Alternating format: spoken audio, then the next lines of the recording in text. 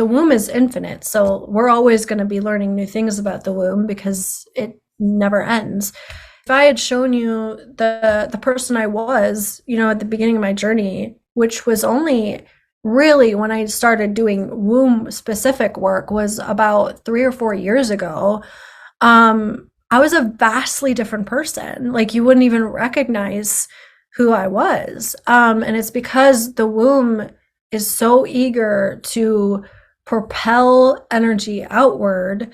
And so when we go in with the intention of clearing out the things that don't serve us and amplifying the things that do, it shifts really, really quickly. I really don't know enough to call myself an expert, whereas you are. Yeah.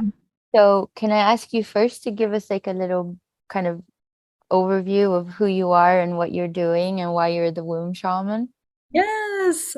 So, so obviously I'm the womb shaman.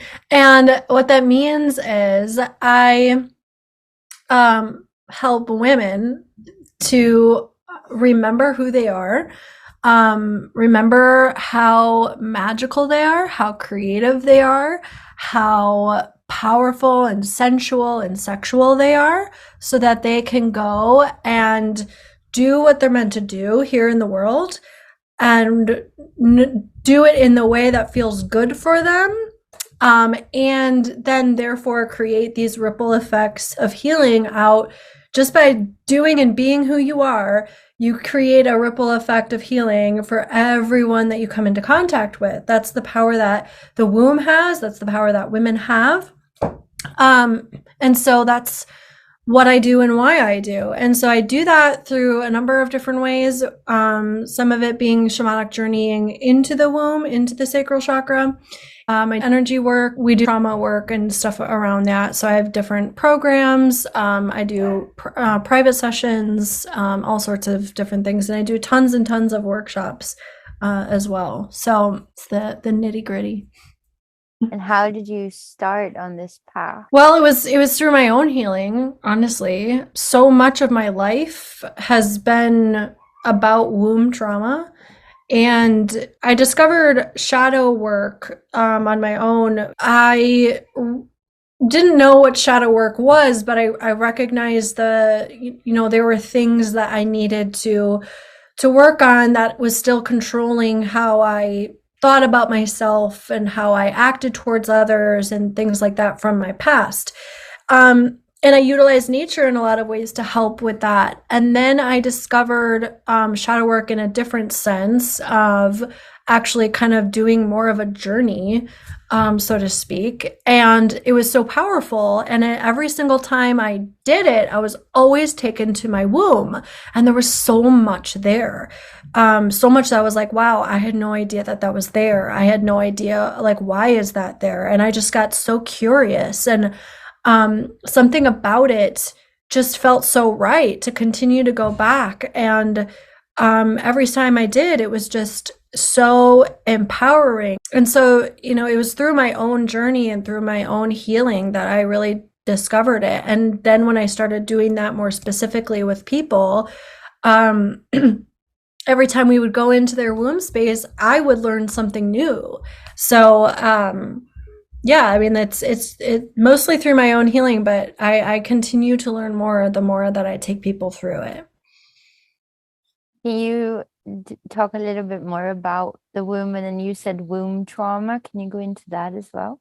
Yeah, absolutely. So the womb and the sacral chakra, it governs everything that has to do with our magic as women, our power, and our creativity. And creativity, not just being making humans, literally creativity is infinite. You can create literally anything, whether it's art, a solution to a problem, right? Creation is manifestation. It's the same thing. It governs our sensuality and our sexuality as well. Anytime we experience a trauma, whether it's a big T trauma or it's a small T trauma, that challenges those areas, especially, it's going to house itself in that chakra because it's going to dictate what we believe based on the experience that we have. It's going to dictate what we believe about those things, and it kind of launches itself there. Obviously, we're going to see a lot of sexual trauma, and that's usually what people think of when they think of womb trauma. But it could be creativity. Maybe your creativity was dampened as a child, and someone was like, wow, that looks terrible. Or, why are you so weird? Or, whatever. And you start believing like, oh, I have to be perfect to create. Or, oh, I'm too weird to like showcase this. So there's so many little things, if you break all of those things down, that we can house in our womb. And so I like to kind of take the image of our chakras. So our body is a house because we live in it, right? And our chakras are like the closets in our house. Mm-hmm. So every closet in our house all has like a specific purpose. Usually we have like a linen closet, or we have like a pantry for food, like whatever it is, like it houses its own, it governs its own thing, it holds its own thing, right? And so our chakras are the same way. And so imagine if you had a closet in your house that literally never ended, like it just went on for infinity. Like, think of how much would hold in that closet. Like, you would I'm just, thinking about, the Narnia stories, the yeah, oh Nine yeah, Books it's in the like your Wardrobe. I'm thinking about that, like home the is. closet into Narnia. Mhm. It really is. That's why I've always loved that as a kid, because it is, that is the womb essentially. So yeah, if you had a house or a closet that went on for infinity, you would be like, oh, I don't know where to put this, so like throw it in there, throw it in there, it doesn't end, so just throw it in there, right? And that means all of that trauma could be there, but also really awesome things like the secrets of the universe, the secrets of your soul and what you're here to do, and all those little treasures are buried in there too.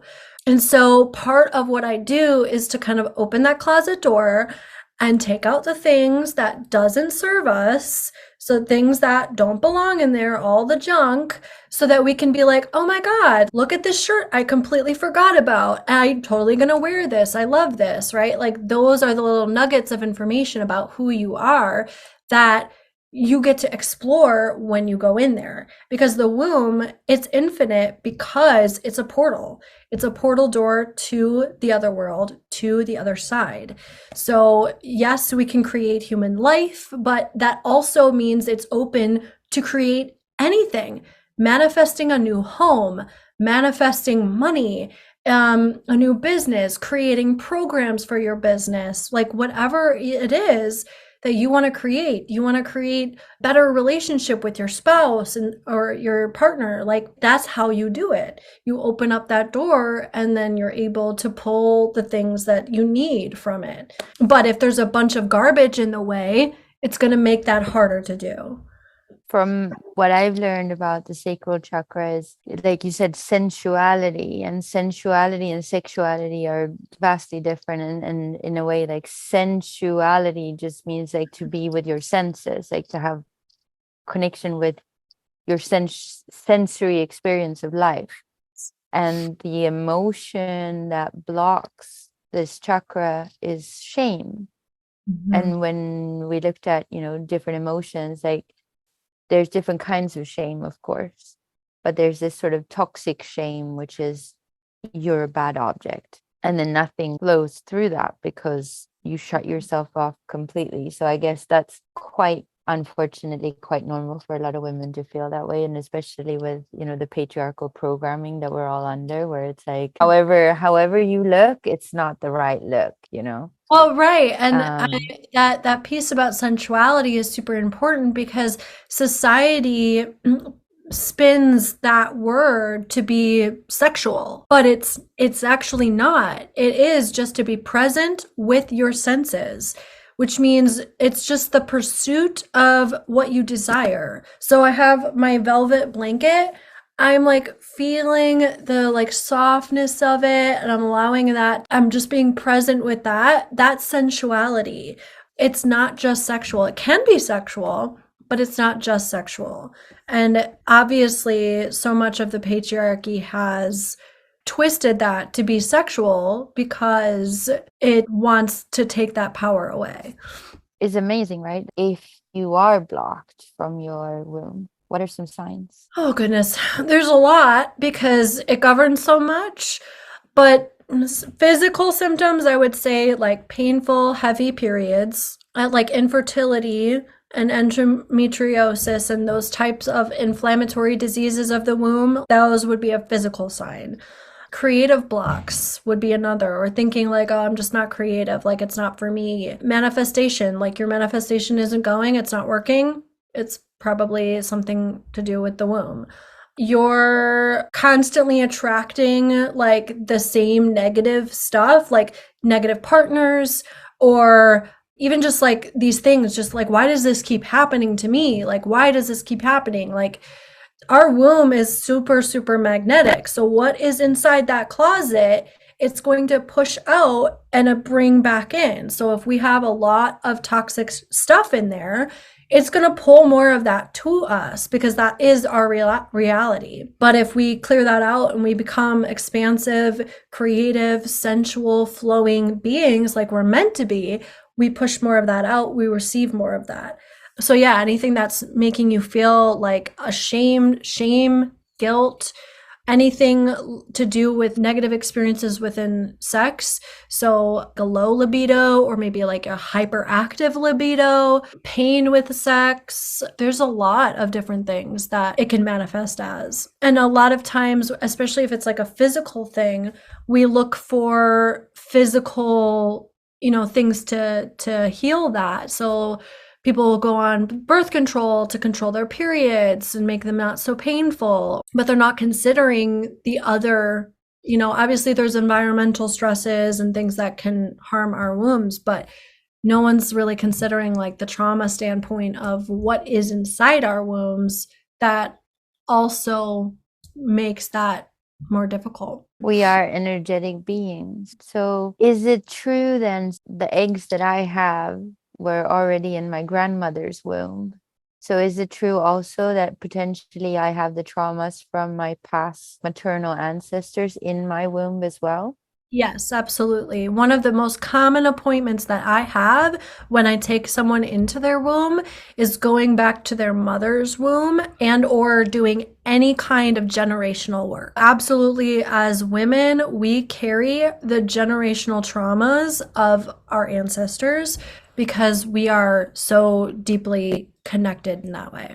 Yeah. And so if I want to start now working on healing my womb and moving my attention down there, what would you suggest is a good starting point? So, a good starting point is something very simple, and it's literally just connecting with her every day and asking her, how are you doing? What can I do for you today? She's never going to lie to you. She's going to be a mirror for you.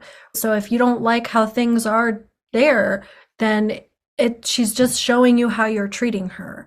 Use that to your advantage in the sense of like, okay, getting information, not viewing it as this guilt or grief or shame around, oh man, I've been treating her like garbage, right? Just be like, okay, I've been treating you not very good.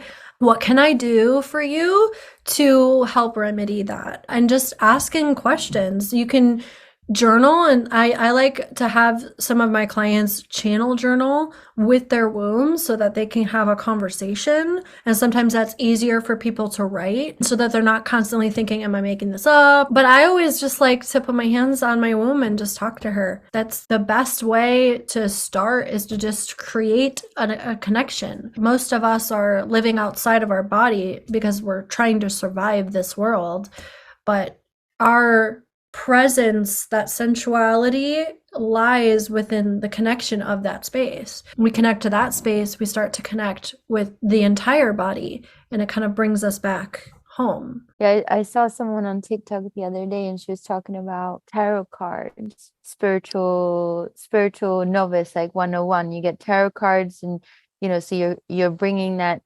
intuitive part outside of yourself and Mm-hmm. using a tool, whereas when you advance, you no longer need, tangible tools. You can get Yeah. the direct access right away. What are the, oh, I think you said it already, but like, what are the benefits of doing womb work? If somebody's really terrified now, like, oh, shadow work, oh, womb, whatever. Well, so that's the thing that I think for a long time I put emphasis on the trauma, like get rid of the trauma that's there, right? You're not really get rid of, just like start to integrate that, right? And that is super scary. That's something that people don't want to do.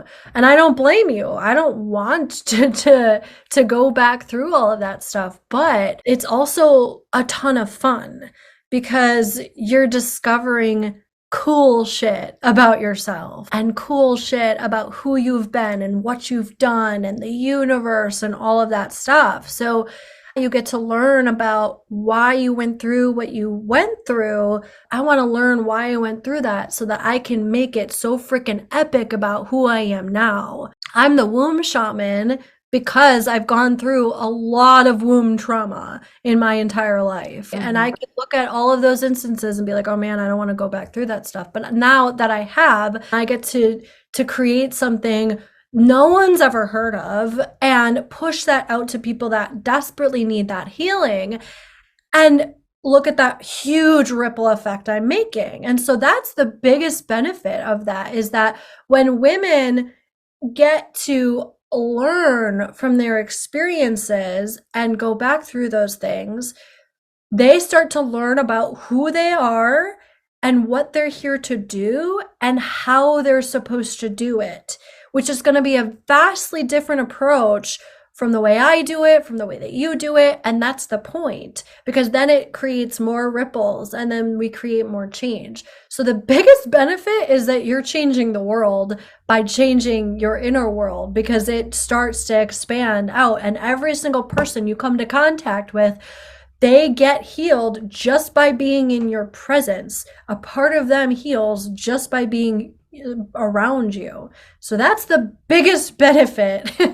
But obviously, there's benefits like physical healing. I used to have terrible periods. My mom actually had a hysterectomy because her periods were so awful, right? And she just like put that on me. She's like, just wait, it's going to get worse. After you have kids, it's going to get worse.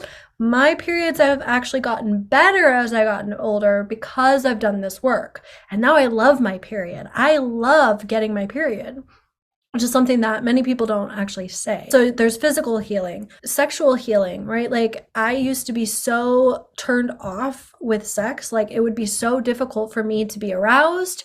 And that has completely shifted. And I have a better relationship with my husband now because we can express intimacy mutually. Another would be like more creativity. I recognize that I'm here to do something different in every sense of the word. I don't just create a business and do what everyone else is doing. I get to create a business and do something drastically different no one's ever heard of, and do it in a way no one's ever done before. Right? Which is really cool, because then that creates a bridge for someone else to be like, oh my God, that would also be perfect for me. Let me take that and spin it in my way. These are just some of the benefits. What about your relationships to other women?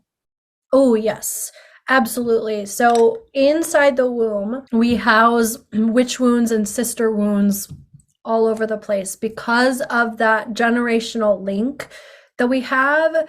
It also links us to every single woman. So that's why when we get close to another woman and our cycles sync, that's why that happens.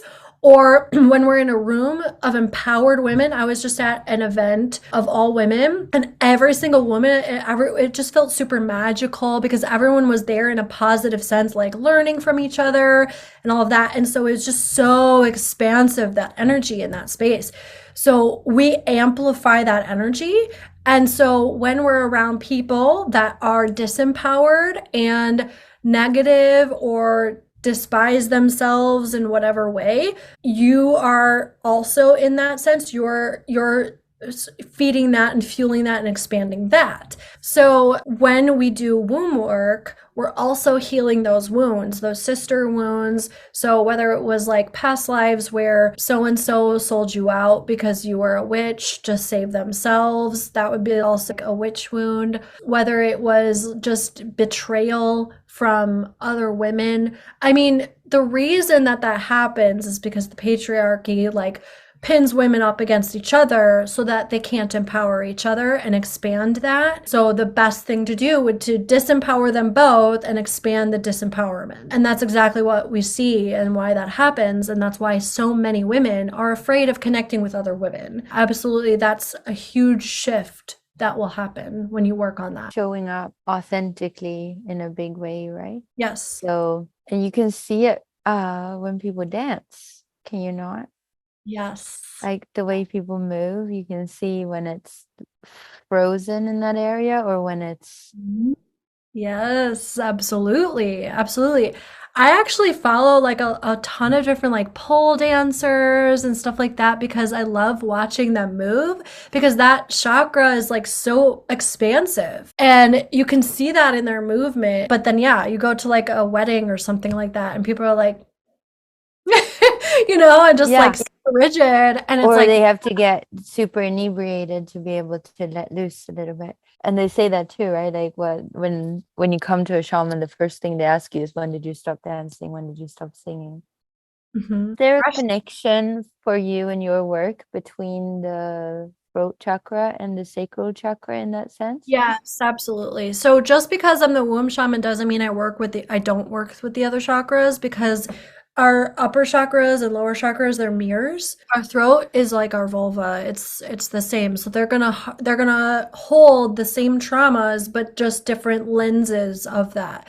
So you may have gone through a sexual trauma and you'll store all that in your womb. You'll also see it in your throat and you'll be fearful to express yourself in some way, shape, or form. I work with all of the chakras, but with the lens of the womb, if that makes Mhm. sense. Yeah, that's like the magnifying glass down there. Yeah, right. So can we do a little activity now? Is there something we could do or you could kind of showcase a little bit what you would do?